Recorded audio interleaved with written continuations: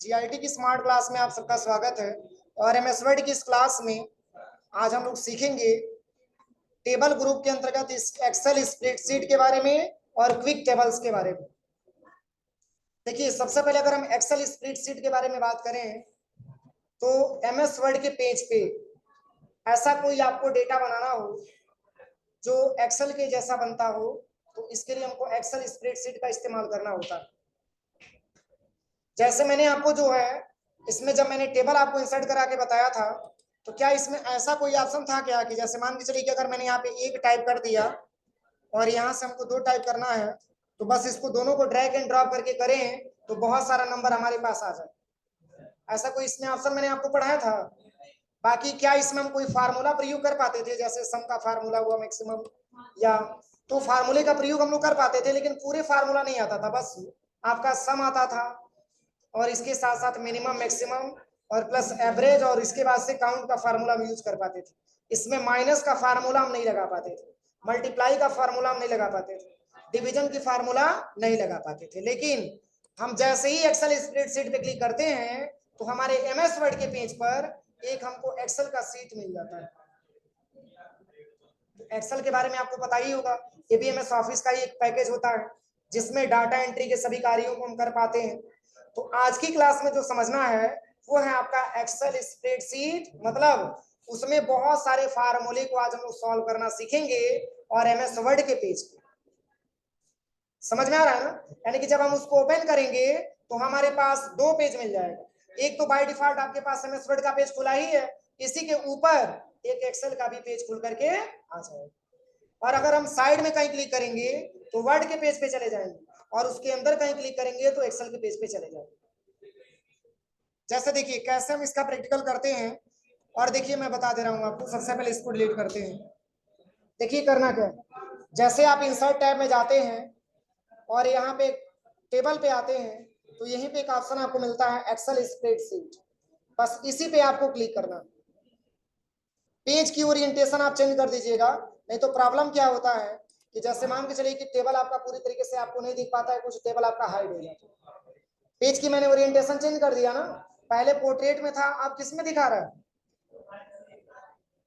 Landscape में दिखा रहा है। अब यहाँ पे आ जाइएगा इंसर्ट टैब में, टेबल पे आना है और एक्सेल स्प्रेडशीट पे क्लिक करना। देखिए पहले तो हमारे सामने एमएस वर्ड खुला था, बोलिए एमएस वर्ड खुला था ना, तो क्या एमएस वर्ड में फार्मूला टैब दिया था, क्या डाटा टैब दिया था? लेकिन ये एक्सेल का पेज हमारे सामने खुला हुआ है, और वही साइड में क्लिक करिए, एमएस वर्ड के पेज पे आ। नहीं समझ में आ रहा है? अगर आप इसके अंदर कहीं क्लिक करेंगे, सेल के अंदर कहीं पर भी क्लिक करते हैं तो आप एक्सेल के पेज पे आ जाते हैं। देखिए, और इससे बाहर कहीं क्लिक करेंगे तो वर्ड के पेज पे आ जाएंगे, एमएस वर्ड के पेज पे आ जाएंगे। तो एमएस वर्ड के बारे में आपको पता ही है, हमको सीखना है किसके बारे में? एक्सेल स्प्रेडशीट के बारे में। तो बस जैसे ही इंसर्ट करेंगे वैसे ही आपके सामने ऐसा इंटरफेस आपके सामने आ जाएगा। अब इसमें देखिए, मैंने इसके पहले भी मैंने आपको पढ़ाया ना रो और कॉलम के बारे में। बोलिए इसमें रो और कॉलम क्या है? इसमें किसको रो बोलेंगे और किसको कॉलम बोलेंगे?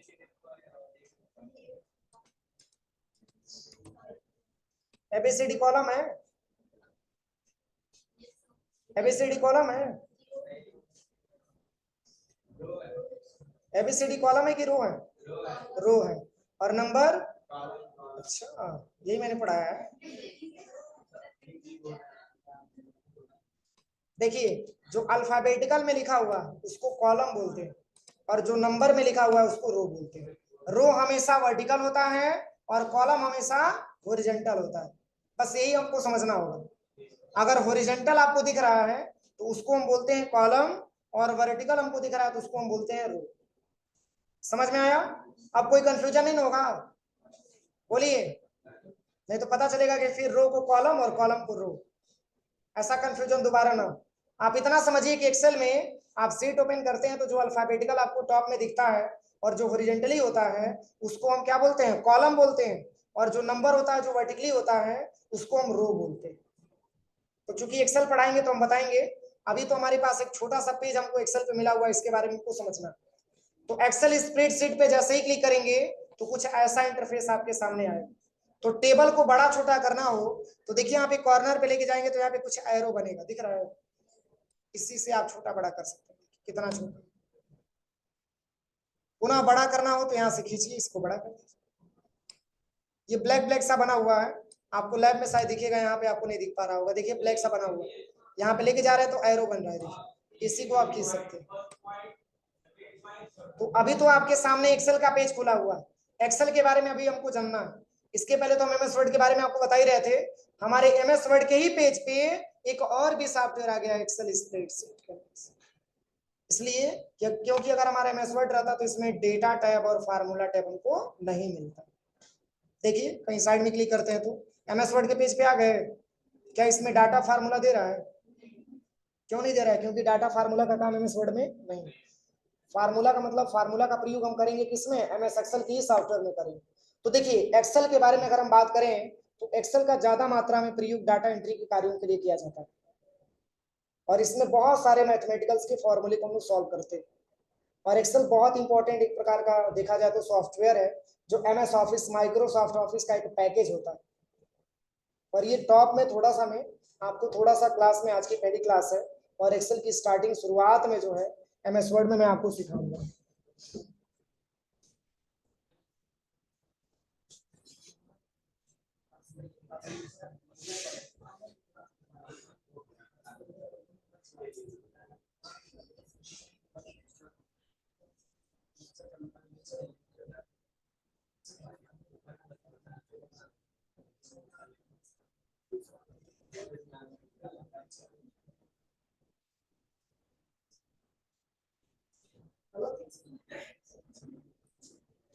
ठीक है ना?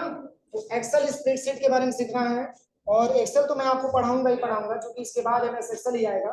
लेकिन आप ये समझिए कि एक्सेल का प्रयोग आज के समय में अगर देखा जाए तो बहुत ही ज्यादा मात्रा में इसका प्रयोग किया जाता है। आप बड़े बड़ी कंपनियों में भी चले जाएंगे, आपके डाटा एंट्री के जो भी काम होते हैं सब एक्सेल के ही बेस पे होते हैं। जो भी जैसे कि ईएमआई निकालना हुआ, सैलरी शीट बनाना हुआ, अटेंडेंस शीट आपको तैयार करना हुआ, पाइवट चार्ट हुआ, बिल का पैसे, बहुत सारे फार्मूले इसमें सॉल्व किए जाते हैं। टोटली हमको लग रहा है कि लगभग 1 महीना या 40 दिन 45 दिन का समय लगेगा एक्सेल पढ़ने में। लेकिन इसमें हम लोग यहाँ से शुरुआत कर रहे हैं, एक्सेल के बारे में भी समझ रहे हैं हम लोग, ठीक है? अभी एक्सेल के बारे में कोई इन्फॉर्मेशन हमारे पास नहीं है, ये तो अलग ही सॉफ्टवेयर में पढ़ाऊंगा आपको एमएस वर्ड खत्म होने के बाद। अब चूंकि वर्ड में दिया हुआ है तो इसके बारे में बता।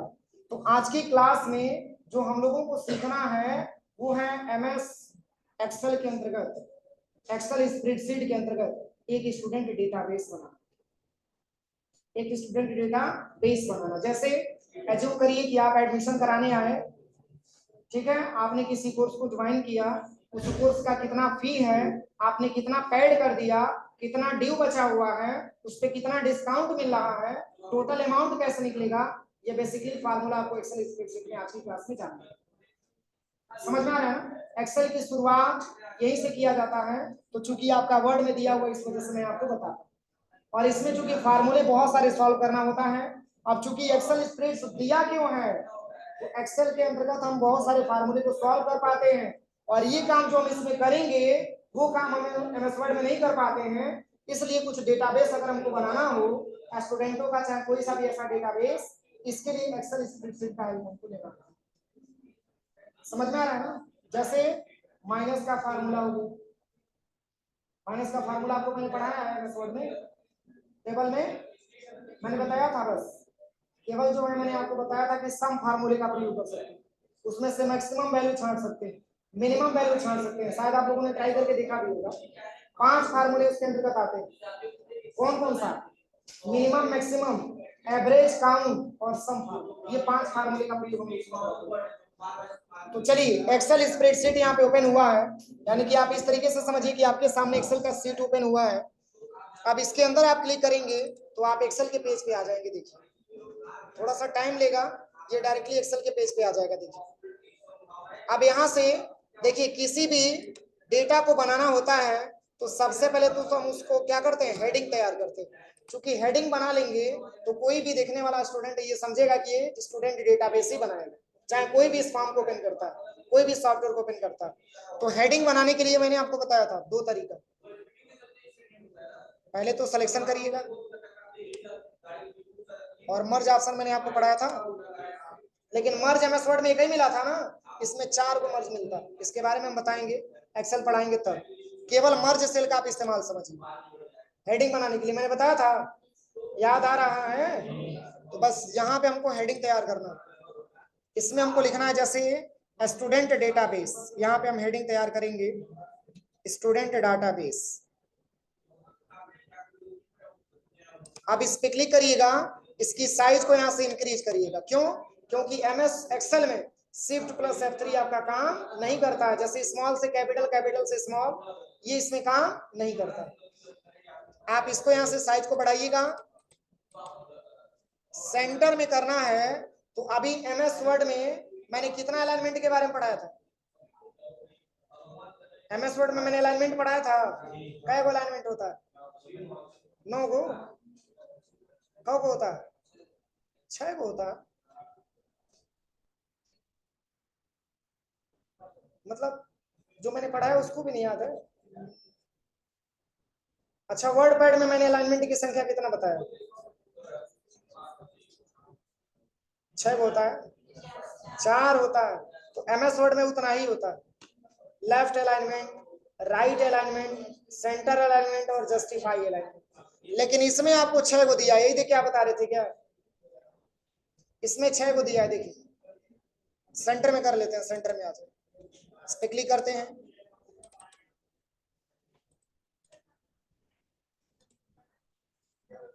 हो रहा है चेंजिंग, इसमें 6 को अलाइनमेंट दिया हुआ। तो हमको जहां पर भी लेके जाना हो लेके जा सकते हैं। अब देखिए, इसको बोल्ड कर देते हैं, क्योंकि मेन हेडिंग है। यहां से हम एक बॉर्डर का नाम है थिक बॉर्डर, इसको आप ले सकते हैं, कुछ साइड साइड में ब्लैक कलर का ऐसे दे दें। कलर करना चाहते हैं, इस पे क्लिक करिए, और शेप फिल पे आकर के यहाँ से कोई कलर भी आप दे सकते हैं, थिन्स कलर पे। अब चलिए, स्टूडेंट डेटाबेस हमको क्रिएट करना है। यहाँ पे लिख लीजिएगा सीरियल नंबर, यहाँ पे हो जाएगा स्टूडेंट नेम, यहाँ पे हो जाएगा कोर्स, यहाँ पे हो जाएगा फी, यहाँ पे हो जाएगा पेड, यहाँ पे हो जाएगा ड्यू, यहाँ पे हो जाएगा डिस्काउंट, फिर यहाँ पे हो जाएगा टोटल अमाउंट। अब देखिए, इसको हम यहाँ से आकर के कॉलम से, जब ऐसे ब्लैक कलर का सिंबल बनेगा, देखिए अभी ब्लैक कलर बना है कहीं, ऐसे ही ब्लैक कलर का सिंबल बनेगा, डाउन एरो दिखाएगा। यहाँ से लेकर के यहाँ तक पूरा डेटा हम सिलेक्शन कर दें, और इसी पे आकर के माउस का लेफ्ट बटन 2 बार दबा दें। कुछ इंप्रूवमेंट देखने को मिला? बोलिए, कुछ इंप्रूवमेंट, कोई चेंजिंग मिला देखने को? क्या मिला? हाँ, क्या चेंजिंग देखने को मिला? अच्छा, पास पास हो गया, पहले दूर दूर था। देखिए, कंट्रोल जेड करते हैं, इसमें कुछ ऐसा हेडिंग है जो छुपा हुआ है, देखिए ध्यान से, दिख रहा है? इसी को एडजस्टमेंट करने के लिए हमको करना क्या होता है कि पूरे सेल को हम ऐसे सिलेक्शन करते हैं, और यहाँ पे लास्ट में जाने के बाद इसी पे 2 बार माउस का लेफ्ट बटन दबा देते हैं। अब समझ में आया? हाँ, नेम छुपा था।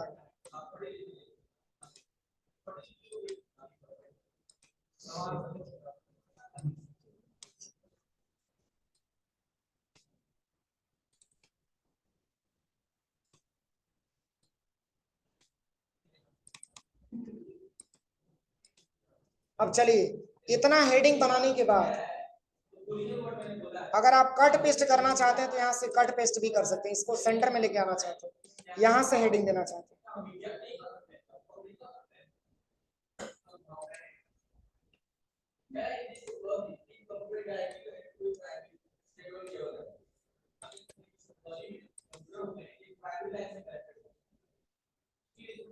देखिए सिलेक्शन करने के बाद कंट्रोल प्लस बी से बोल्ड कर देते हैं। अब चूंकि ये डेटाबेस आपको बनाना है, तो इसके पहले तो क्या करेंगे, हम इसको पूरा बॉर्डर लगाना पड़ेगा। यहाँ से आल बॉर्डर कर लो, यहाँ तक किसी को कोई दिक्कत? बोलिए, चूंकि हेडिंग बनेगा तभी तो हम उसके अंदर डेटा बनाएंगे। अब देखिए, सीरियल नंबर आपको लिखना नहीं है, बस आप यहाँ पे 1 लिख दीजिए, 1 और यहाँ पे लिख दीजिएगा 2। अब इस दोनों को एक साथ सिलेक्शन करिए। यहाँ पे देखिए पतला प्लस बन रहा है, इसी को ऐसे खींच दीजिएगा, जहां तक खींचते चले जाएंगे वहां तक नंबर।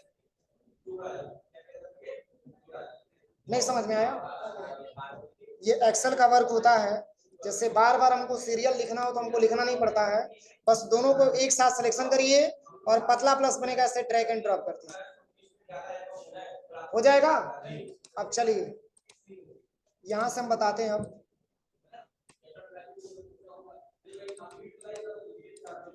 चलिए यहाँ पे कुछ स्टूडेंटों का नाम हम यहाँ पे टाइप कर लेते हैं। पीछे से नाम बोलिए। नाम, तुम कल नहीं आए थे क्या? आए थे। इसके बाद मनोज चौहान, इसके बाद इसके बाद इसके बाद इसके बाद मैं अपना भी नाम लिख दे रहा हूं। इसके बाद अरे बोलो आप लोग नाम। अच्छा सुमन, भूल गया था, सुमन भी हमारी क्लास में पढ़ी। और खुशबू।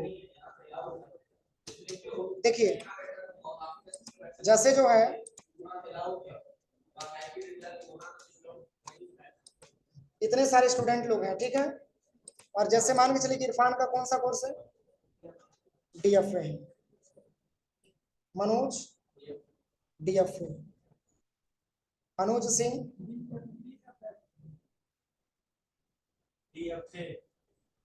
डीएमए, अभिषेक, इसके बाद सब कोई हमारी कैटेगरी में, और हमारा भी यही रहेगा। और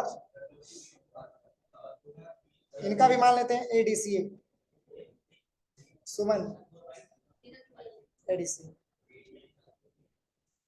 खुशबू, हम भी अपना चेंज कर ले रहे हैं। अब देखिए जैसे इसमें एक डिस्काउंट का कॉलम बड़ा हुआ है। डिस्काउंट दो कंडीशन में दिया जाता है। जैसे आप एडमिशन कराने आते हैं तो सबसे पहले तो आप ये पूछते हैं कि कुछ डिस्काउंट होगा, पूछते ही नहीं पूछते हैं? अरे सब कोई पूछता है, ठीक है, लेना सब कोई चाहता है, देना कोई नहीं चाहता। लेना सब कोई चाहता है, देना कोई नहीं चाहता है डिस्काउंट। तो जैसे आते हैं हम एडमिशन कराने तो सबसे पहले ये पूछते हैं कि सर क्या कुछ डिस्काउंट होगा? तो सर बताते हैं कि अगर आप एक बार जमा करेंगे तो चलिए 10% का डिस्काउंट हम आपको दे देंगे। तो क्या होता है, जिसके पास पैसा अवेलेबल होता है कई बार पेड कर देता है, और जिसके पास नहीं होता है वो मंथली क्या करता है, इंस्टॉलमेंट बना करके पे आउट करता है। तो देखिए इसमें जो डिस्काउंट हमको जानना है, ये डिस्काउंट हमारा दो तरीकों से तो निकलता है। अगर हमको टोटल फी पे डिस्काउंट चाहिए तो टोटल फी पे डिस्काउंट एक ही बार मिलेगा, और ड्यू का मतलब ये होता है कि कितना आपका शेष बचा हुआ है उस पर डिस्काउंट देता। तो जैसे मान के चलिए कि डीएफए का फीस है 9,000 रुपया, कितना है 9,000 रुपया, और डीएफए का जितना भी फीस होगा यहाँ पे हम टाइप कर लेंगे। यहाँ पे देखिए इसका मान के चलिए मैंने 12,500 भर दिया, सब अलग अलग ऐसे भर लीजिएगा समझने के लिए।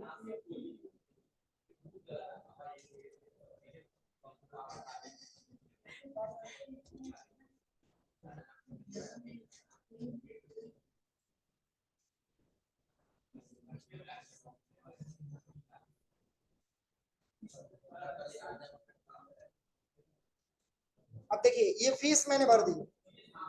जैसे देखिए मान के चलिए कि पहली रिक्वायरमेंट ये होती है कि अगर आप पेड कर देते हैं, तो जैसे मान के चलिए स्टूडेंट स्टार्टिंग में जब आते हैं तो उनके पास पैसे की व्यवस्था उतना नहीं होता, तो किसी ने 500 जमा किया, किसी ने 1,000 रुपये जमा किया, किसी ने 1,500 रुपया जमा किया, किसी ने 2,000 रुपया जमा किया, जिसके पास ज्यादा हुआ वो 2,500 रुपया जमा कर दी। लेकिन एक इंस्टॉलमेंट बनाया जाता है कि आपको कम से कम 1500 का इंस्टॉलमेंट आपका बनना चाहिए, ऐसा होता है ना। लेकिन फिर भी अगर हमारे पास एक्स्ट्रा पैसा होता है तो उसको हम जमा कर देते हैं। तो मान के चले कि इन्होंने जमा किया मात्र 1,500 रुपया, इतना ही जमा है ना। इन्होंने जमा किया मात्र जो है 1,000 रुपया, इन्होंने जमा किया 1500 रुपया, इन्होंने जमा किया मात्र 1200 रुपया, इन्होंने मात्र 500 जमा किया और इन्होंने मात्र 200। किसी ने 1000 रुपया जमा किया, किसी ने 1500 जमा किया और यहाँ पे ले लेते हैं 500। तो क्या जैसे पहली रिक्वायरमेंट ये होती है कि बच्चे का एडमिशन प्रॉपर होना चाहिए, आज नहीं तो कल पैसा हमको जमा करना होता है, तो उसके बाद से हमको निकालना होता है ड्यू। अब चलिए क्वेश्चन ही बनती है कि ड्यू हम निकालेंगे तो कैसे। तो ड्यू का मतलब होता है शेष राशि, शेष बचा हुआ पैसा। तो जैसे यहाँ पे फी लिखा हुआ है, यहाँ पे पैड लिखा हुआ है। अगर किसी स्टूडेंट का फीस 9000 रुपया है और इन्होंने 1500 जमा कर दिया, तो शेष जो बचेगा उसी को तो ड्यू बोलेंगे। तो ड्यू का मतलब क्या होता है, फी माइनस पेड, मतलब कितना फी है और स्टूडेंट ने कितना जमा कर दिया, शेष जो आपका अमाउंट आएगा वही आपका किस में आ जाएगा, ड्यू में आ जाएगा। तो देखिए यहाँ पे सबसे पहले एक्सेल की बात हो रही है, और एक्सेल में कोई भी फार्मूले आप लोग सॉल्व करिएगा, इसके पहले आपको इक्वल टू लगाना होता है, क्योंकि जब तक आप इक्वल टू नहीं लगाएंगे तब तक कोई भी फार्मूले का रिजल्ट आपका नहीं मिल पाएगा। अब यहाँ से फी ले लीजिएगा और माइनस करने के बाद क्या ले लेना है, पैड लेना है।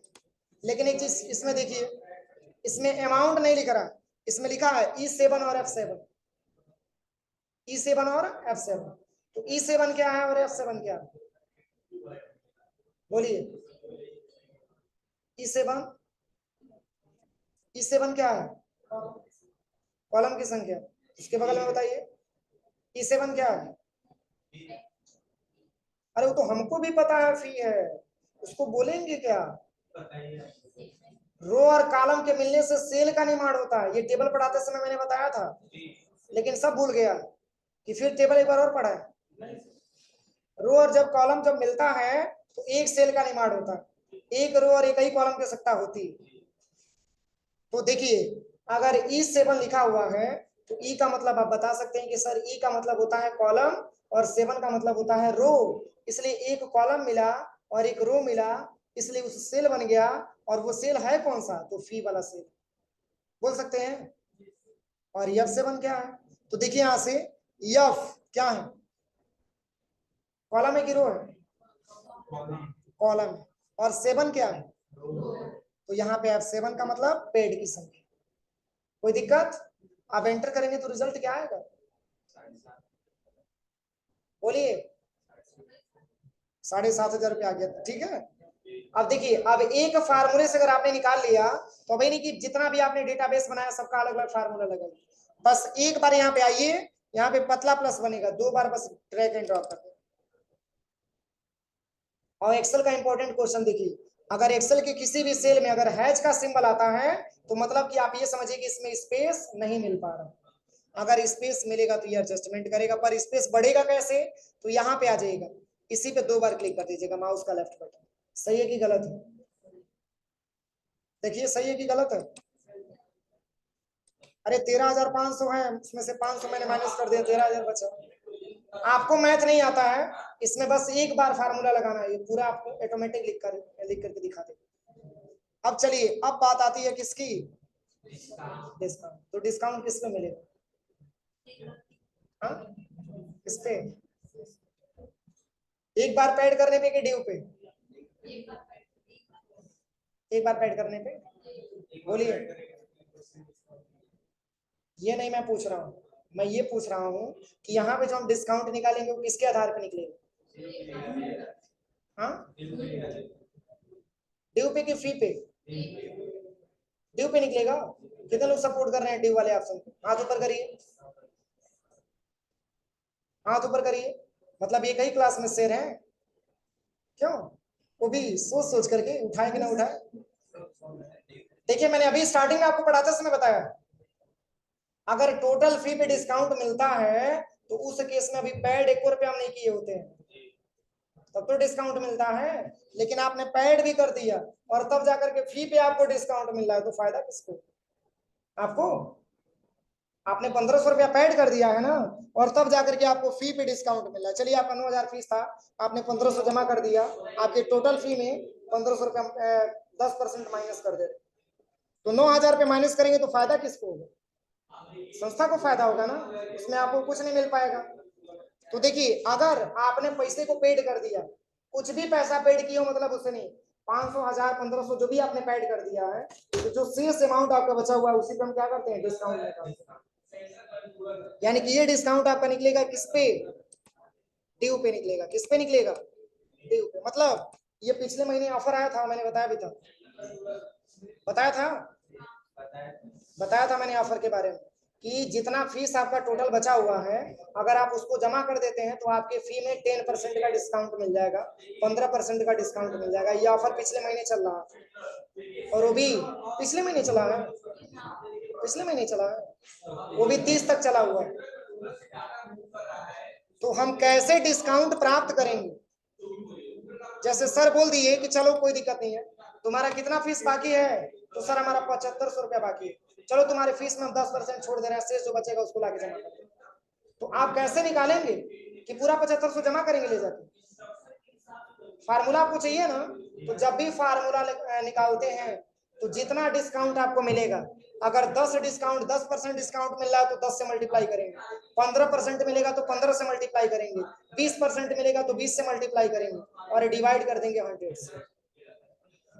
कैसे होगा देखिए, तो 7500 का 10% कितना पैसा होगा, 7500 का 10% कितना पैसा होगा, 750। बस एक जीरो माइनस करते जाइए, ये सब दिख रहा है ना। अगर 10% लेंगे तो एगो जीरो गायब हो जाए। अरे एगो जीरो मतलब घट रहा है तो पता है ना, अगर 10,000 में से एगो घटा तो 1000 हो जाता है। सोचिए, ऐसा होता है ना, जीरो का बहुत बड़ा महत्व होता है, लेकिन वही दशमलव के पहले कोई वैल्यू नहीं है। तो देखिए, इसको निकालने के लिए सबसे पहले इक्वल करिएगा और यहाँ पे सिलेक्शन करिएगा ड्यू अमाउंट और मल्टीप्लाई करिएगा कितना से, 10 ही डिस्काउंट मान के चलिए कि सारे कोर्सेज पे आपको 10% का लेस मिल रहा है, और डिवाइड कर देंगे कितना से, और एंटर कर देंगे। सॉरी, डिवाइड करना है ना, डिवाइड करना है। देखिए इसमें मल्टीप्लाई का सिंबल स्टार टाइप आता है, इससे आप लोग घबराइएगा मत, और एंटर करेंगे तो ये रिजल्ट आ जाएगा 750। अब सबका निकालना है, यहीं पे 2 बार माउस का लेफ्ट बटन दबा दे। बोलिए, किसी को कोई दिक्कत, कोई दिक्कत है? वही 15% रहता तो 10 के जगह पे 15 कर देते, 20% रहता तो 15 के जगह पे 20 कर दे, हो जाएगा। अब चलिए, अब हमको निकालना है टोटल अमाउंट, मतलब कोर्स का फी है 9000 रुपया। जैसे मान के चलिए कि इरफान की ही बात किया जाए, इरफान कोर्स करने आए, इनको बताया गया कि बाबू आपको कौन सा कोर्स करना है, तो इन्होंने बताया सर हमको DFA करना है। ठीक है, इसका फीस कितना है, तो सर ने बताया 9000 रुपया। ये इन्होंने 1500 रुपया दे करके एडमिशन ले लिया, तो शेष पैसा इनका 7500 बाकी लगा। और फिर ये सर से बात किए कि सर ऐसा है कि हम पैसा इंस्टॉलमेंट में नहीं देना चाहते, सर आप कुछ ऐसा ऑप्शन बताइए कि एक ही बार हम पेड कर दें, उसमें कुछ हमको ऑप्शन भी मिल जाए। तो सर बताए कि ठीक है कोई बात नहीं, अगर तुम्हारा फीस 7500 रुपया बाकी है तो चलो पूरा एक ही दिन लेके आना, तुम्हारे फीस में हम 10% माइनस कर देंगे। तब 10% माइनस मतलब 750 माइनस किया, तब 750 अगर हम निकाल जाएंगे तो कितना यहाँ पे शेष अमाउंट हमको जमा करना होगा, बोलिए। 7500 हमको जमा करना था, इसमें से 750 अगर डिस्काउंट है मतलब ये भी तो पैड में जोड़ाएगा, तो कितना पैसा हमको जमा करना है, तो ड्यू में से डिस्काउंट को क्या कर देंगे, घटा देंगे। सबसे पहले इक्वल करिएगा और ड्यू अमाउंट को सिलेक्शन करने के बाद माइनस का सिंबल लगा लीजिएगा और डिस्काउंट का ले लीजिएगा और एंटर करेंगे तो ये बता देगा कि आपको इतने रुपए जमा करना है, 6750। सही है कि गलत है, बोलिए, कोई कंफ्यूजन, बोलिए। इसी को ड्रैग एंड ड्रॉप करेंगे तो सबकी अमाउंट यहाँ पे निकल करके आ जाए, हो जाएगा। किसी को कोई दिक्कत? अब देखिए इसमें एक और ऑप्शन मैं बता दे रहा हूँ आपको कि ये कभी कभी ग्रीन का सिंबल आता है, यहाँ पे देखिए सिंबल ग्रीन का मिला हुआ, यहाँ पे साइड में देखिए लेफ्ट साइड में, इसको हटाने के लिए पूरे डेटा को आप सिलेक्शन कर लीजिए। सिलेक्शन करने के बाद यहीं पे आ जाएगा स्टार्टिंग में इग्नोर का एक ऑप्शन आ जाएगा, इग्नोर इरर, यहाँ से इग्नोर इरर पे क्लिक कर दीजिए। तो ये मैंने एक्सेल के बेस पे बताया है ना। अब देखिए कहीं साइड में क्लिक करेंगे तो एमएस वर्ड के पेज पे आ जाए,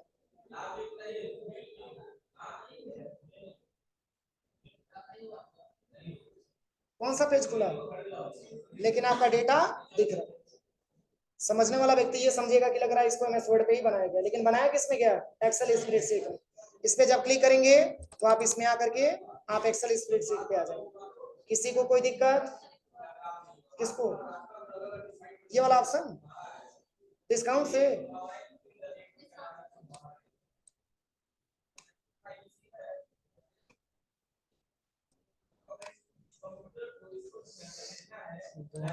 इक्वल करेंगे, डी अमाउंट को सिलेक्शन करेंगे और मल्टीप्लाई करेंगे 10 से, डिवाइड करेंगे 100 से और एंटर कर देंगे। इसी को ड्रैग एंड ड्रॉप कर देंगे। यहाँ पे टोटल अमाउंट निकालने के लिए इक्वल करेंगे, डी अमाउंट को सिलेक्शन करेंगे और माइनस का सिंबल लगा करके डिस्काउंट ले लेंगे और एंटर कर देंगे। हो जाएगा। अब चलिए एक ऑप्शन के बारे में बताते हैं।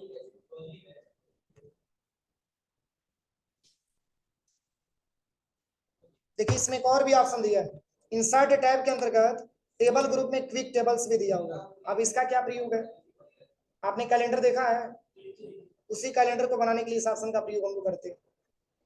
जैसे चाहेंगे तो टेबल से भी तो बना सकते हैं, लेकिन टेबल से बनाने में आपको टाइम लगेगा, और आप क्विक टेबल्स पे क्लिक करते हैं तो क्विकली यानी कि जल्दी से आप इस टेबल को बना सकते हैं, कैलेंडर बना सकते हैं। जैसे मैंने इसको इंसर्ट कर दिया, ऐसा इंटरफेस आ गया। सिलेक्शन कर लीजिए, कंट्रोल सी से कॉपी करिए, कंट्रोल वी से पेस्ट करते जाइए। और केवल मैं लिख के आ रहा है ना, तो क्या आपको अगर बना बनाया सिंबल मिल गया, बना बनाया इतना अच्छा मिल गया, तो आप चाहेंगे तो आप अपने हिसाब से भी तो लिख सकते हैं। यहाँ पे मैंने लिख दिया जनवरी, इसमें मैंने लिख दिया फरवरी, इसमें मैंने लिख दिया मार्च। हाँ तो डेट भी चेंज नहीं करेंगे, ये बना बनाया फॉर्मेट में लिखा तो चेंज करने में क्या दिक्कत है? बोलिए, इस तरीके से हम बना सकते। अच्छा, इतना तो करना पड़ेगा ना। अब इसके अलावा भी, अब इसमें फॉर्मेट टैब भी मिल जाता है, डिजाइन टैब। इसकी अलग फॉर्मेटिंग करना चाहते हैं, सिलेक्शन करिए, इसको होम टैब से आकर के बोल्ड करिए। अगर और भी बेहतर फॉर्मेटिंग करना है तो इसको सिलेक्शन कर दीजिए। सिलेक्शन करने के बाद जैसे केवल हम चाहते हैं कि डे को सिलेक्शन करके और इसका डिफरेंट कलर दे दें, तो इसका आप यहाँ से डिफरेंट कलर दे दीजिए, बोल्ड कर दीजिए इसको, इसकी साइज को बढ़ा दीजिए। अगर इतना बना बनाया मिल जा रहा है तो क्या कैलेंडर बनाने में आपको टाइम लगेगा? बोलिए, इजी है कि नहीं है? तो इसका प्रयोग बस हम केवल कैलेंडर बनाने के लिए ही करते हैं। आप इसको सिलेक्शन करिए, मान के चलिए कि किसी में दिन आपका कम होता है, किसी में ज्यादा होता है, तो आप उसके हिसाब से भी अपनी फॉर्मेटिंग यहाँ पे करके देख सकते हैं। इसको, इसकी फॉन्ट को चेंज करना है तो यहाँ से फॉन्ट को बदल सकते हैं। देखिए अलग अलग इसमें ऑप्शन दिया है, देखिए सारा ऑप्शन का प्रैक्टिकल आपको करके देखिएगा। देखिए पूरा ऑप्शन दिया हुआ।